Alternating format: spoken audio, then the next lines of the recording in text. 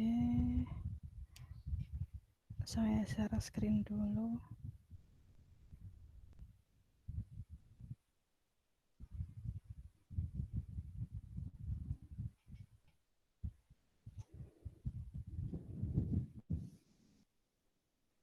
Jadi kalau minggu kemarin kita telah membahas tentang ini ya, aset tetap sampai depresiasi yang menggunakan metode penyusutan garis lurus. Nah, selain metode garis lurus, ini juga ada metode unit produksi. Jadi metode unit produksi ini lebih dianggap itu lebih sesuai dibandingkan dengan metode garis lurus saat jumlah penggunaan aset tetapnya bervariasi dari tahun ke tahun. Jadi kalau yang garis lurus itu kan tiap tahun sama terus gitu kan, tarifnya itu setiap tahunnya itu pasti sama gitu. Kemudian depresiasinya itu depresiasi sama sampai akhirnya nanti ketemu nilai residu pada akhir tahun pemakaian itu. Nah, untuk yang metode unit produksi itu setiap tahunnya nanti pasti akan berbeda tergantung dari penggunaan aset tersebut. Jadi misalnya kalau ini itu biasanya digunakan untuk misalnya mesin kayak gitu kan ada penggunaannya gitu kan. Ada penggunaannya itu berapa jam kayak gitu. Lalu itu kalau menggunakan metode unit produksi itu sudah lebih tepat gitu daripada menggunakan metode yang garis lurus itu. Jadi kalau metode unit produksi itu rumusnya biaya perolehan dikurangi sama estimasi nilai residunya atau nilai sisanya, kemudian dibagi sama estimasi masa manfaat dalam unit atau dalam jam kayak gitu juga bisa tergantung digunakan apa unit apa jam gitu. Itu nanti ketemu biaya depresiasi per unitnya itu berapa. Jadi ini akan bervariasi gitu. Misalnya kalau dari soal yang sebelumnya itu kan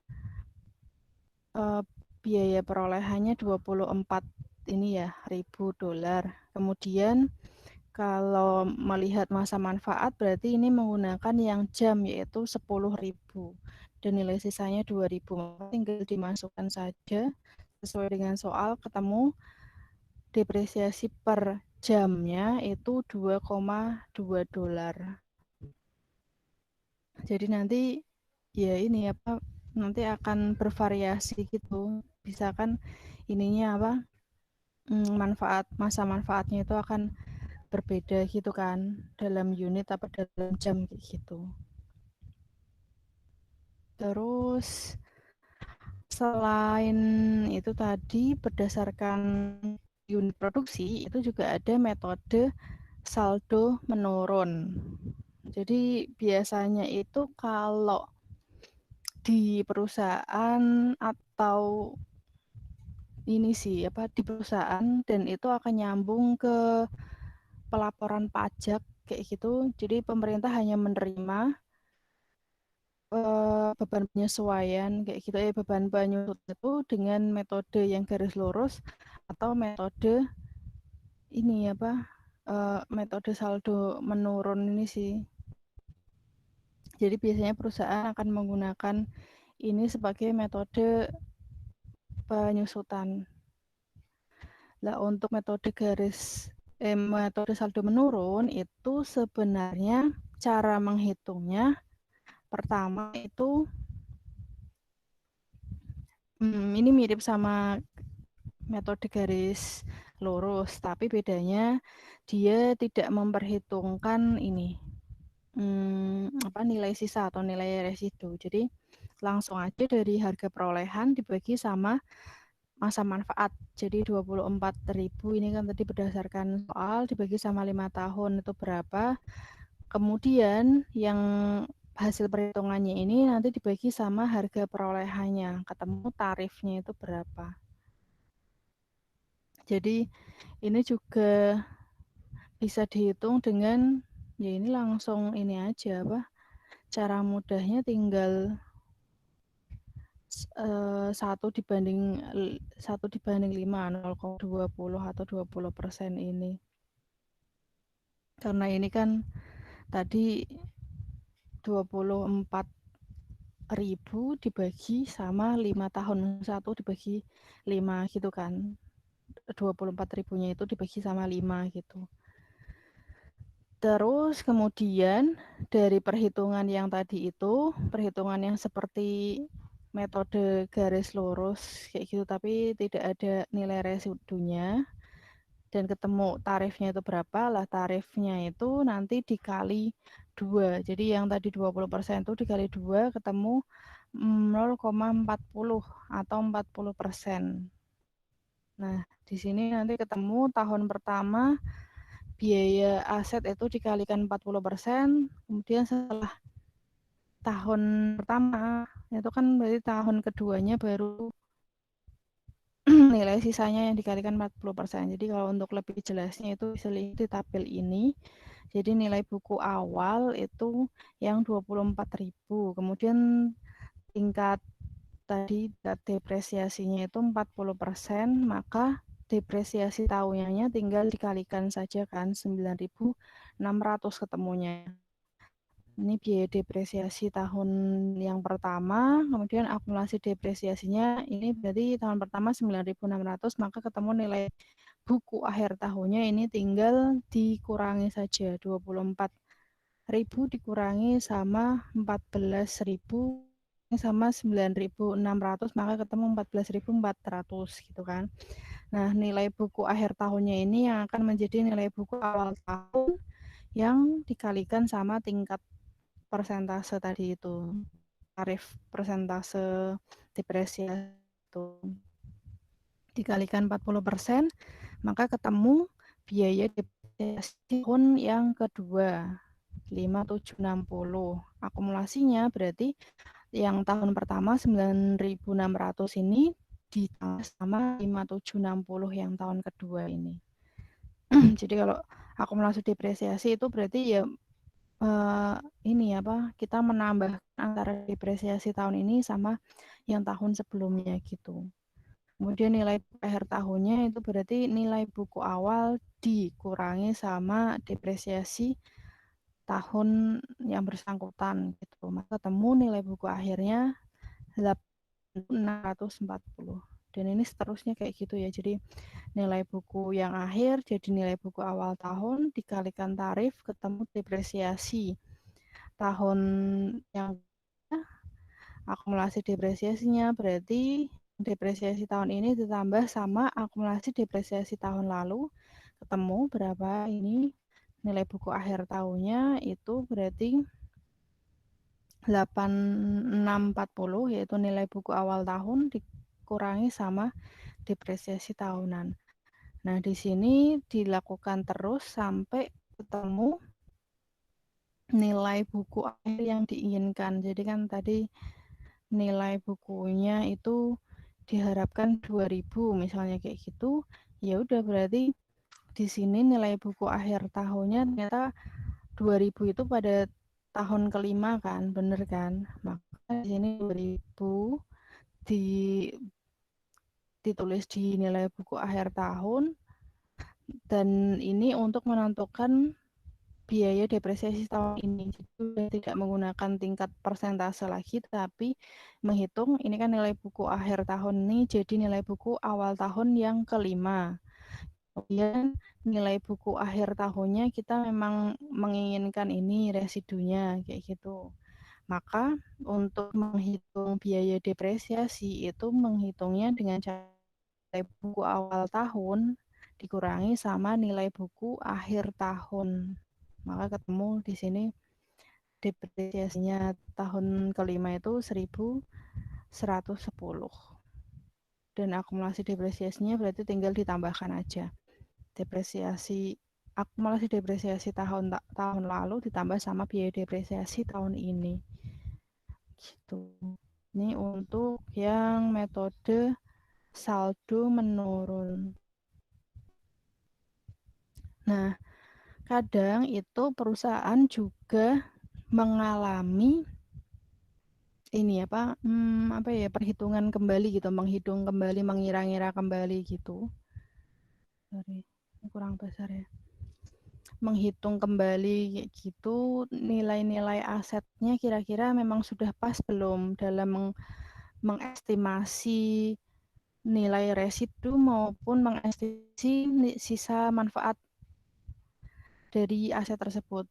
Jadi ini di sini bisa saja berubah gitu berdasarkan dari perhitungan perusahaan, bisa malah tambah banyak ini masa manfaatnya, karena kan kadang kalau misalnya gedung sudah diprediksi cuma bisa misalnya 30 tahun, tapi karena ada perawatan kayak gitu dan pokoknya perusahaannya tuh merawat dengan baik kayak gitu kan, otomatis itu nilai masa manfaatnya juga akan bertambah kan, karena dirawat terus kayak gitu kan, enggak yang terus 30 tahun juga akan rusak gitu kan karena adanya perawatan itu. Atau misalnya memang cuma mau digunakan 30 tahun, misalnya apa ya, kendaraan gitu, misalnya kendaraan itu diperkirakan paling enggak ini cuma bisa 5 tahun, misalnya perkiraannya cuma 5 tahun aja, tapi setelah kita rawat kayak gitu kemudian dilihat lagi masih bagus, ya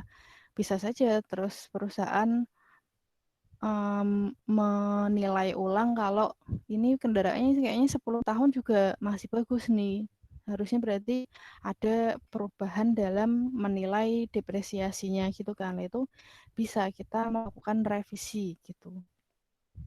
Atau misalnya tetap mau mau 5 tahun tapi nilai residunya kayaknya masih banyak lah. Jadi kalau misalnya pasti 5 tahun tetap mau dijual kayak gitu, ya diperkirakan ini kalau dijual tuh masih dapat nilai yang bagus lah, masih ada harga yang bagus kayak gitu, berarti nilai residunya nanti yang akan diubah jadi lebih besar misalnya itu. Nah, kalau di sini dicontohkan itu mesin. Jadi asetnya itu mesin itu dibeli awalnya itu harganya 130.000. Kemudian masa manfaatnya diestimasinya 30 tahun dengan nilai sisa 10.000 dolar. Kemudian mesin ini sudah didepresiasi selama 10 tahun dengan metode garis lurus sebesar 4.000 per tahun. Namun kemudian pada awal tahun ke-11 itu masa manfaatnya diestimasi masih tersisa 25 tahun. Jadi malah lebih ini lebih lebih tinggi kan.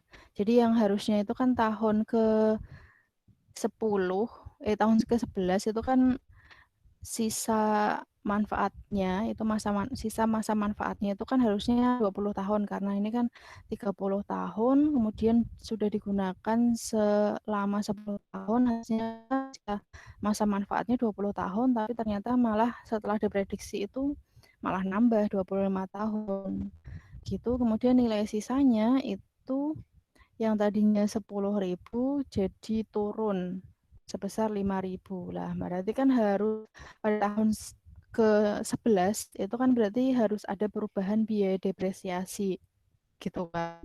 Maka perlu adanya revisi estimasi depresiasi. Di sini cara menghitungnya, kalau yang tadi sebelumnya kan nilai asetnya 130.000.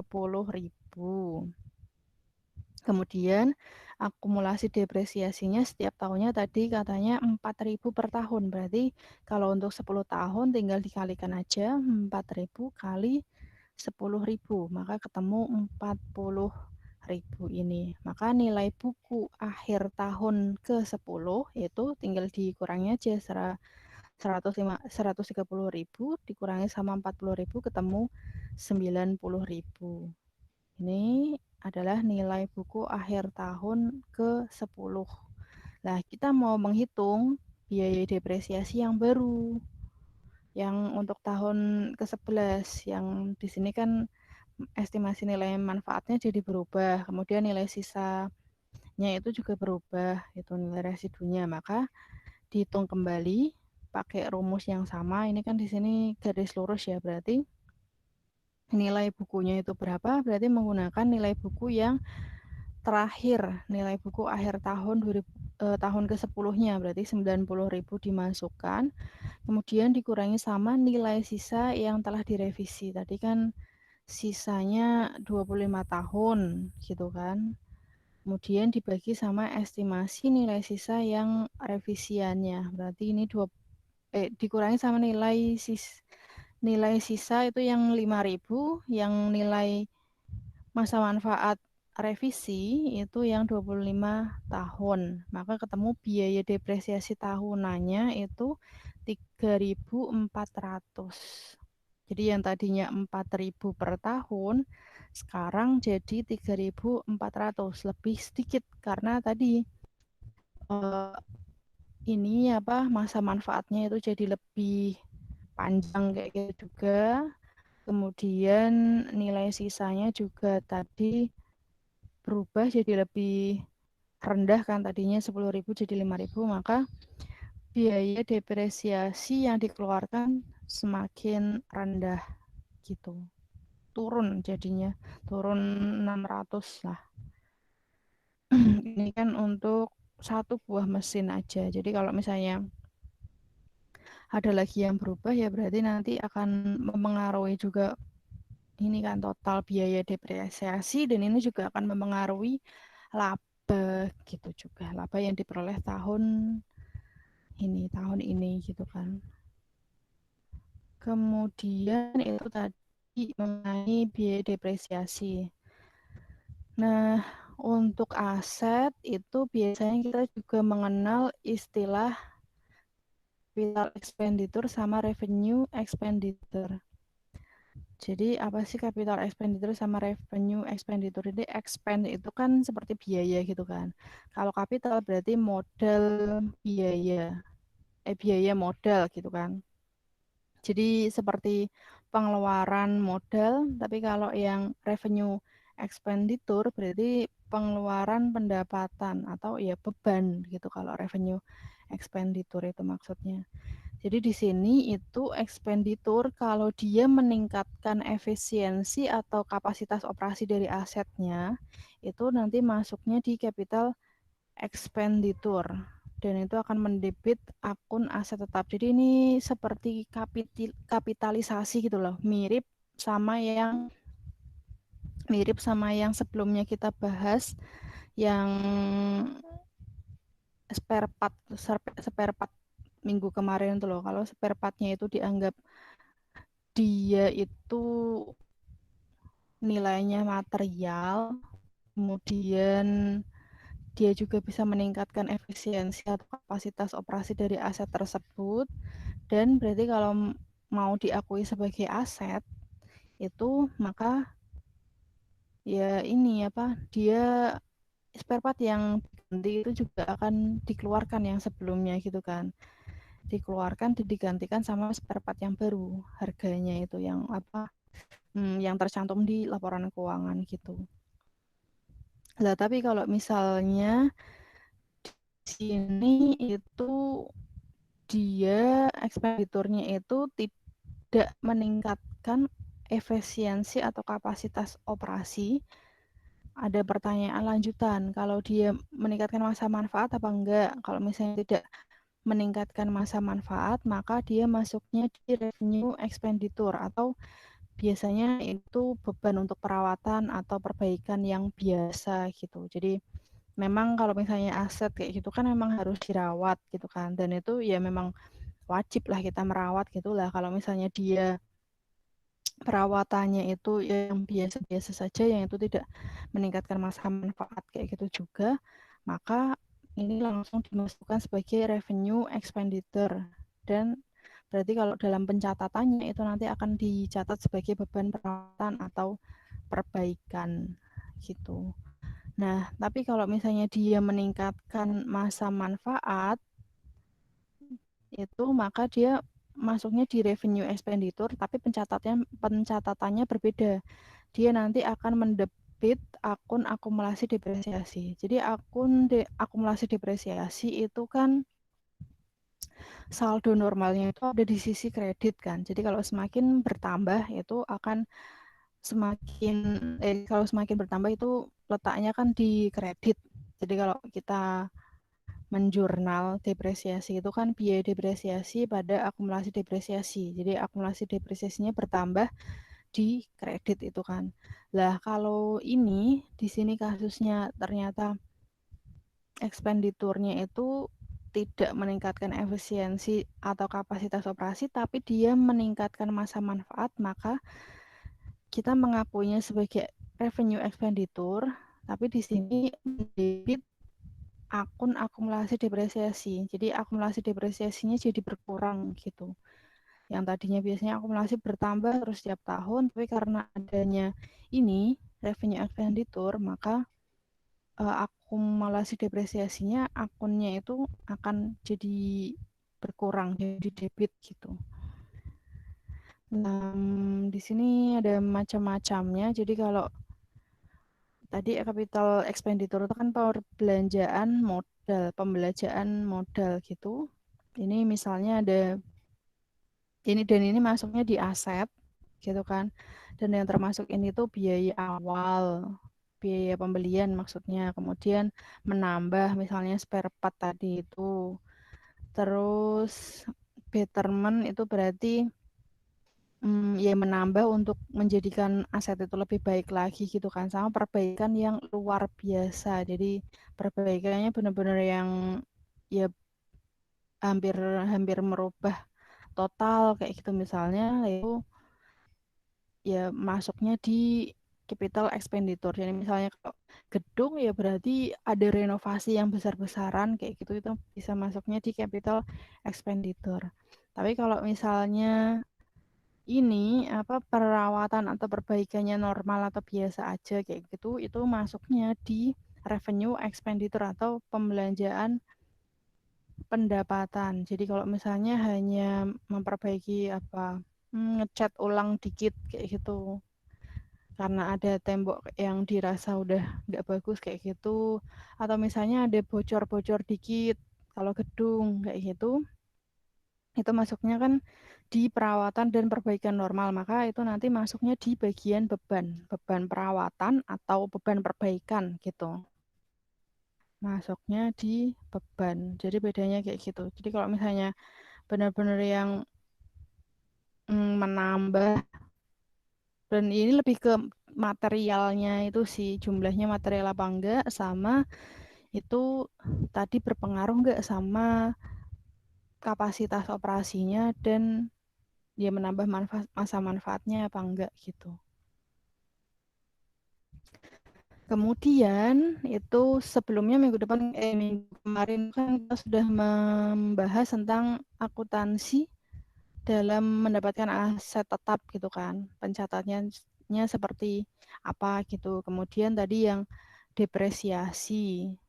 Depresiasi itu berarti ya ini setiap tahun pada saat setelah kita melakukan pembelian itu pasti kita perlu untuk menjurnal biaya yang harus dikeluarkan atau biaya yang perlu diakui dalam penggunaan aset tersebut gitu kan. Makanya muncul biaya depresiasi. Nah, ini nanti ada saatnya di mana akuntansi itu akan dihentikan penggunaannya. Jadi kalau misalnya aset tetapnya itu telah kehilangan masa manfaatnya, misalnya sudah akhir, sudah mencapai masa manfaat gitu, terus kan nanti ketemu ini nilai residunya gitu kan. Kalau misalnya ada nilai residunya, kalau nggak ada ya berarti ya nilainya 0 gitu kan. Pada saat masa manfaatnya udah selesai kayak gitu ya nggak ada nilai residu, lah itu mau diapakan? Mau dibuang, mau dijual, atau mau ditukar dengan aset yang serupa, itu nanti perlakuannya sendiri. Dan ini juga bisa kalau dibuang itu kan yaitu kalau masa manfaatnya udah benar-benar habis kayak gitu kan. Atau misalnya rusak parah yang kalau misalnya kita memperbaiki malah kita yang rugi kayak itu kan bisa juga dibuang gitu juga. Nah, kalau dijual ini juga bisa di tengah-tengah kita mau menjual, mau mengganti padahal masa manfaatnya itu belum selesai atau ya pada saat sudah selesai masa manfaatnya itu kita mau menjual atau bisa juga ditukar dengan aset yang serupa. Dan ini semua cara perlakuan kita terhadap aset tetap yang kehilangan manfaatnya itu tadi yang kalau mau menghentikan aset tetap itu caranya kan berbeda-beda, maka jurnalnya yang harus dibuat juga bervariasi tergantung dari tipe penghentian dan keadaannya itu. Dan biasanya itu yang selalu pasti itu aset itu masih dikredit. Jadi kan kalau kita beli itu kan aset di debit ya karena kita menambah aset. Lah karena kalau kita misalnya mau menghentikan aset tetap ya otomatis mesti akun aset itu harus dikredit karena kan asetnya jadi berkurang. Sama akumulasi depresiasi tadi itu kalau bertambah itu di sisi kredit gitu kan. Maka kalau pas kita menghentikan aset tetap itu akumulasi depresiasinya jadi di debit gitu. Jadi ya intinya kalau penghentian aset tetap itu pasti mengkreditkan aset sama mendebitkan akumulasi depresiasi gitu. Cuma pasti ada akun-akun lain yang berpengaruh juga tergantung dari tipe penghentiannya itu seperti apa. Jadi di sini misalnya penghapusan aset tetap langsung dihapuskan gitu aja. Jadi di sini ada sebuah peralatan nilainya 25.000 telah didepresiasi penuh. Jadi udah habis masa manfaatnya gitu. Kemudian tanggal 14 Februarinya peralatan itu dihabiskan. Maksudnya ya dihapuskan kayaknya maksud. Jadi ini nggak ada nilai residu kayak gitu juga kan. Terus ya sudah terdepresiasi, sudah hilang masa manfaatnya kayak gitu, maka mau dihapuskan gitu aja. Tinggi udah berarti tinggal ini aja apa? Dibalik aja yang peralatan pas kita beli itu kan di debit. Maka pada saat menghapuskan jadi di kredit. Kemudian akumulasi depresiasi totalnya itu berapa? Itu yang biasanya di kredit ini jadi di debit. Jadi tinggal dibalik aja maka ini transaksinya udah kerekam kalau memang aset tersebut itu sudah dihapuskan gitu. Nah, biasanya nanti kalau penghapusan aset tetap itu harus diungkapkan juga di catatan atas laporan keuangan. Jadi, kenapa aset ini apa hilang kayak gitu? Itu hilangnya kenapa? Karena dihapuskan atau misalnya dijual kayak itu juga tetap harus diungkapkan di catatan atas laporan keuangan. Nah, ini kalau penghapusan aset tetap, tapi lebih ini di tengah jalan nih kayaknya.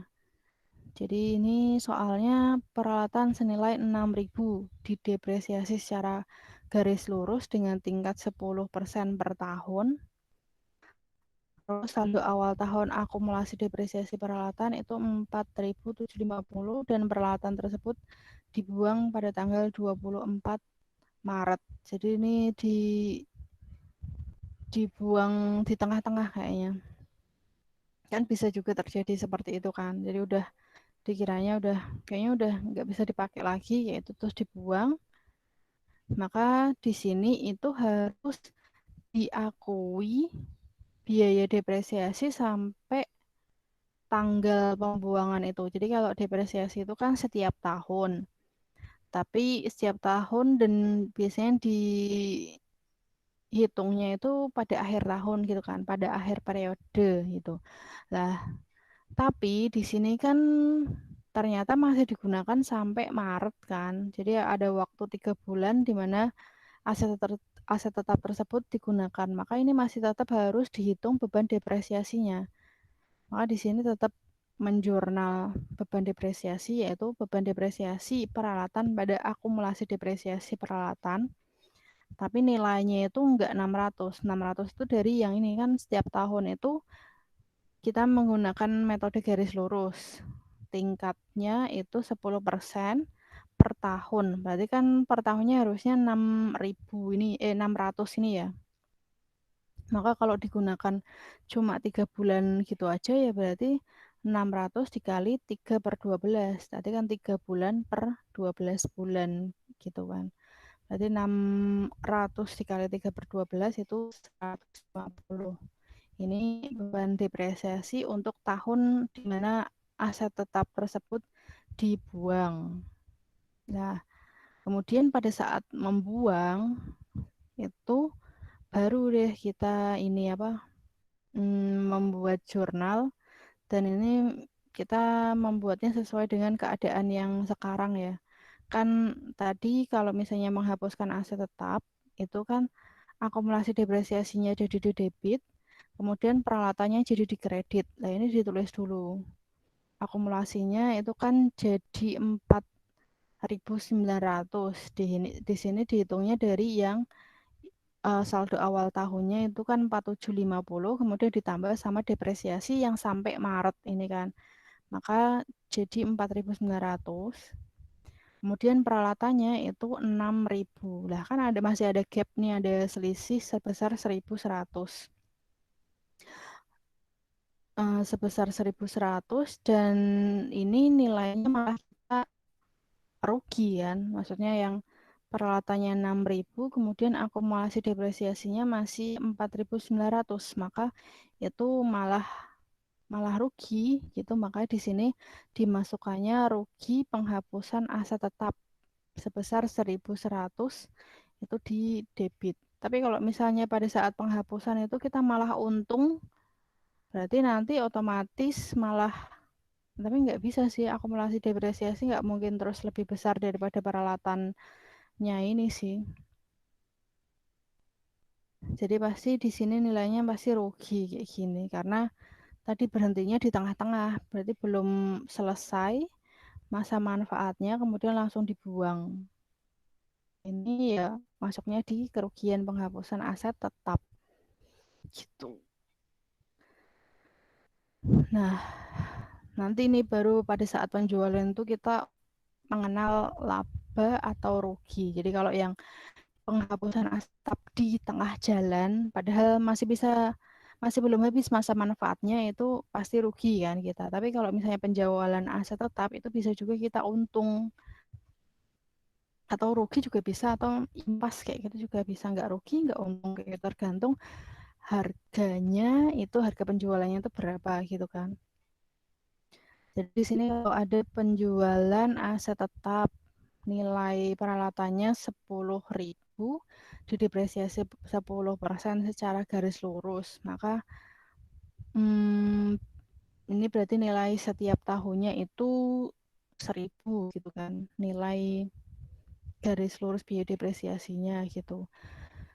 Tapi peralatan tersebut itu dijual secara tunai tanggal 12 Oktober dan saldo awal tahun akumulasi depresiasinya itu 7.000. Maka seperti tadi kita harus mengakui biaya depresiasi sampai yang Oktober ini. Jadi di sini jurnalnya sama. Untuk menjurnal biaya depresiasi itu beban depresiasi pada akumulasi depresiasi. Tapi yang berbeda adalah ininya. Jadi di sini enggak 1.000. Jadi ini kan ngitung dulu nilai peralatan dikali sama tarif depresiasinya 10%. Tapi di sini dikalinya 3/4. 3/4 ini sebenarnya itu memperkecil nilai aslinya itu kan, yang berarti kan kita menggunakan sampai September ya. Dari Januari sampai September itu berarti 9 bulan. Berarti 9/12. Itu 9/12 kan bisa diperkecil jadi 3/4 ini kan. Makanya 3/4. Atau kalau misalnya bingung ya 9/12 gitu aja. Maka nilainya ini jadi 750. Bukan yang 1.000 gitu. Baru kita menjurnal yang penjualannya itu. Jadi di sini masih sama, mesti akumulasi depresiasi jadi di debit, kemudian peralatannya jadi di kredit. Di sini peralatan 10.000 sesuai dengan nilai ini apa pembelian awal itu nilai biaya perolehan, kemudian akumulasi depresiasi peralatannya itu yang saldo awal tahun ditambah sama biaya depresiasi tahun ini. Jadi totalnya 7.750. Lah, maka di sini sisanya itu ini apa? 2.250 itu adalah kas yang kita terima gitu. Jadi peralatannya dijual seharga 2.250 gitu. Kemudian di sini kalau misalnya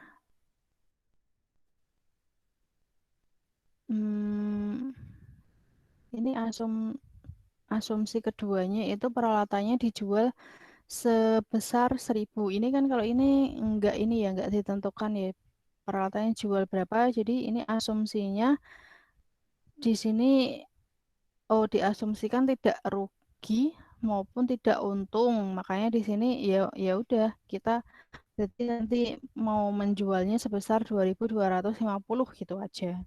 Jadi ini perusahaan yang menentukan mau dijual ya udah ini aja 2.250 gitu. Tapi bisa juga ini peralatannya itu udah langsung ditentukan di awal kalau bisa dijual sebesar $1.000 gitu kan. Dan ini berarti menderita kerugian sebesar 1.250. Kalau kayak gini berarti jurnalnya sama seperti yang tadi, kas, akumulasi depresiasi sama peralatan.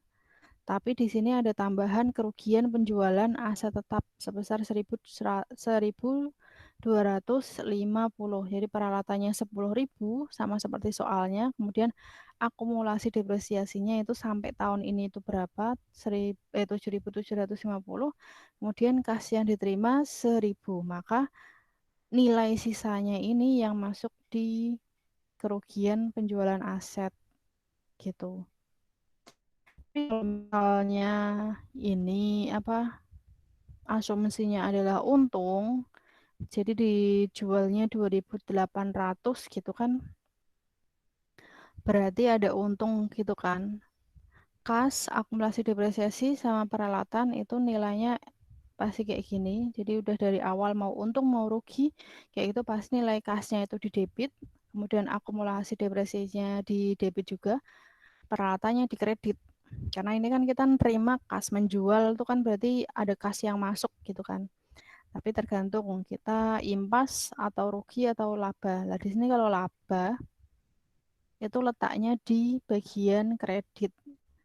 Jadi kalau misalnya bingung ini rugi atau laba, tinggal dilihat aja selisihnya aja, selisih debit kreditnya itu gimana. Kalau misalnya di sini itu ternyata malah lebih banyak nilai kreditnya, berarti kalian memasukkannya di bagian debit gitu kan. Nah, kalau debit berarti ini masuknya di kerugian penjualan aset. Tapi kalau ternyata pada saat di sudah dimasukkan yang kas, akumulasi sama peralatan itu ternyata lebih tinggi yang bagian debit, maka menambahkannya kan di sisi kredit. Nah, kredit itu pasti laba penjualan. Jadi kalau laba itu pasti di kredit, kalau kerugian itu masuknya di debit gitu. Nah, selain kita menghapuskan, menjual, itu kita juga bisa melakukan penukaran aset tetap yang serupa. Jadi kalau kendaraan ya sama-sama ditukar dengan kendaraan, gedung ya ditukar sama gedung kayak gitu. Nah, di sini itu nilai tukar itu berarti nilai aset lama yang diperbolehkan untuk ditukar dengan yang baru.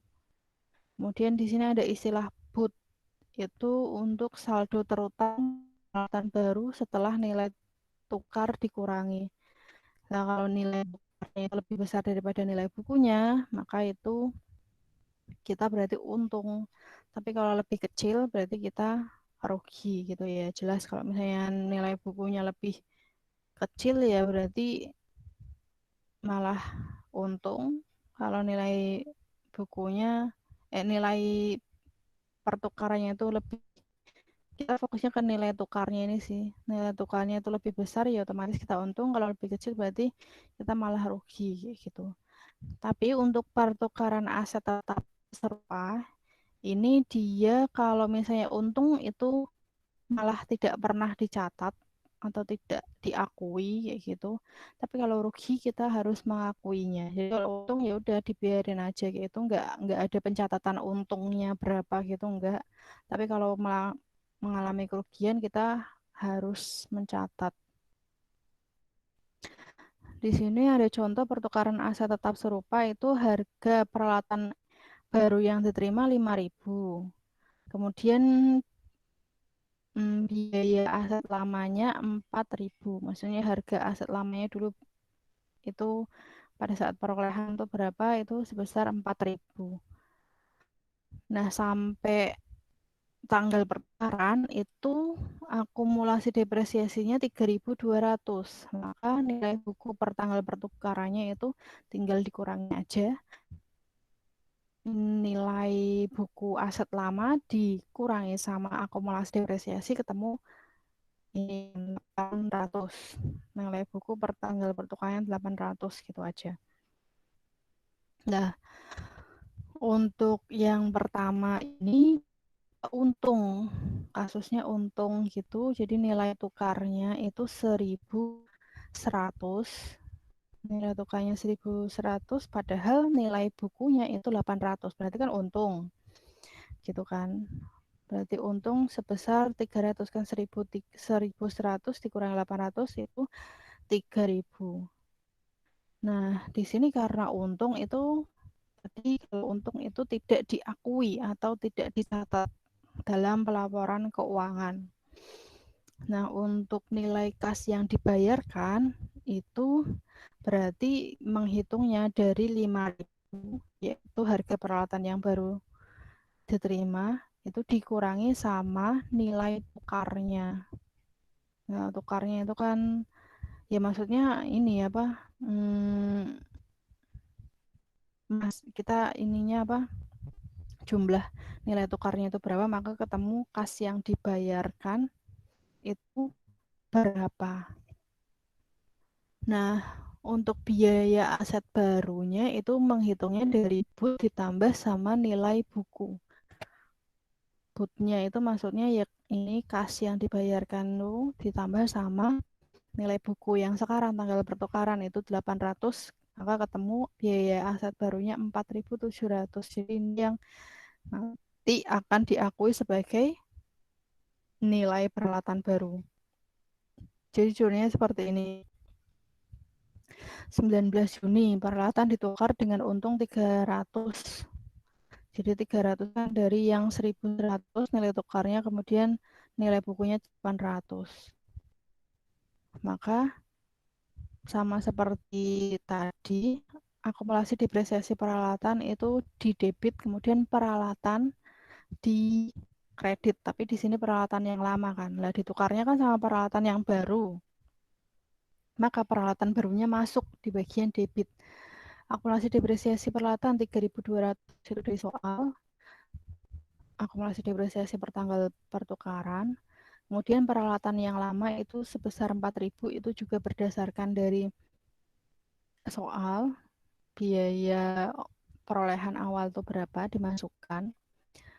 Kemudian itu peralatan yang baru itu berapa. Peralatan yang baru itu kan tadi kita udah ngitung dulu kan. Boot ditambah sama nilai buku. Ketemu biaya aset barunya itu 4.700, maka ditambahkan 4.700 ini. Kemudian kas yang diterima itu dihitung dari yang ini. 5.000 dikurangi sama 1.100. Harga peralatan baru dikurangi sama nilai tukarnya itu berapa. Maka ketemu 3.900. Ini berarti kita nukar yang baru, tapi kita tetap mengeluarkan kas gitu kan. Makanya di sini kasnya itu di kredit. Cuma sebenarnya kalau berdasarkan perhitungan itu untung tuh, karena mesin yang lama 4.000, mesin yang barunya itu harganya 4.700. Dengan tadi yang perhitungan tadi ada nilai sisanya kayak gitu berapa gitu-gitu. Jadi walaupun kita bayar kas, yang kesannya itu seperti rugi gitu, padahal sebenarnya kalau kita hitung itu kita untung gitu sebesar 300 karena asetnya benar-benar yang serupa yang sama gitu. Nah, di sini kalau kasusnya itu rugi. Jadi harga peralatan baru yang diterima itu 10.000, biaya aset lamanya 7.000, akumulasi depresiasinya 4.600, maka nilai bukunya itu 2.400. Ini cara perhitungannya sama seperti yang tadi. Tapi yang berbeda adalah nilai tukarnya. Nilai tukarnya itu 2.000 dan ini nilai tukar lebih rendah daripada nilai bukunya. Nah, di sini kan nilai tukarnya 2.000 padahal nilai bukunya 2.400. Berarti ada kerugian sebesar $400. Nah, untuk kas yang dibayarkan itu berarti cara menghitungnya harga peralatan baru yang diterima dikurangi sama 2.000 atau nilai tukarnya ini. Nah, ini karena kita mengalami kerugian, maka kita wajib untuk mencatatnya, mencatat jumlah kerugiannya itu berapa. Kalau tadi yang untung itu kan nggak ada sama sekali, untungnya itu berapa gitu kan, 300 ini kan nggak tercantum sama sekali kan. Tapi kalau rugi itu kita perlu mencantumkan. Jadi di sini transaksinya tanggal 7 Desember, maka jurnalnya itu akumulasi depresiasi di debit seperti biasa. Kemudian peralatan lamanya di kredit.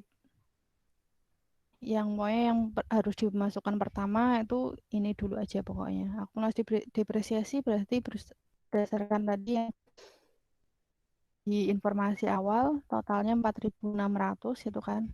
Kemudian peralatan lamanya nilainya 7.000. Ini. Nah, baru kita masukkan peralatan yang baru. Peralatan barunya itu di debit karena masuk gitu kan. 10.000 ini. Terus habis itu baru kita menjurnal ruginya itu berapa dan kasnya itu berapa. Di sini kasnya dulu yang perlu kita masukkan. Kasnya yang perlu dibayarkan 8.000, ini perhitungan dari harga peralatan yang baru dikurangi sama 2.000 nilai tukarnya. Maka di sini 8.000 lah, sisanya ini itu masuk ke rugi penjualan aset tetap. Gitu. Udah, ini sih terakhir pertukaran aset tetap yang serupa kalau rugi itu seperti ini.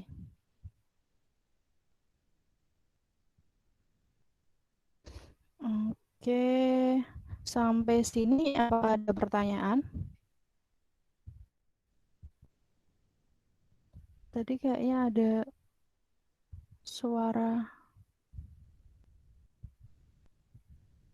Saya kira ada pertanyaan. Sampai sini jelas apa gimana? Apa ada yang belum jelas?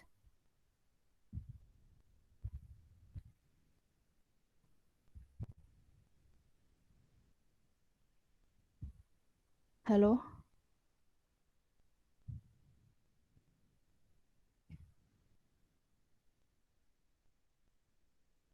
Halo, suara saya masih terdengar? Iya, Bu, sudah. Ya. Ada pertanyaan sampai sini? Udah jelas belum? Udah jelas, Bu.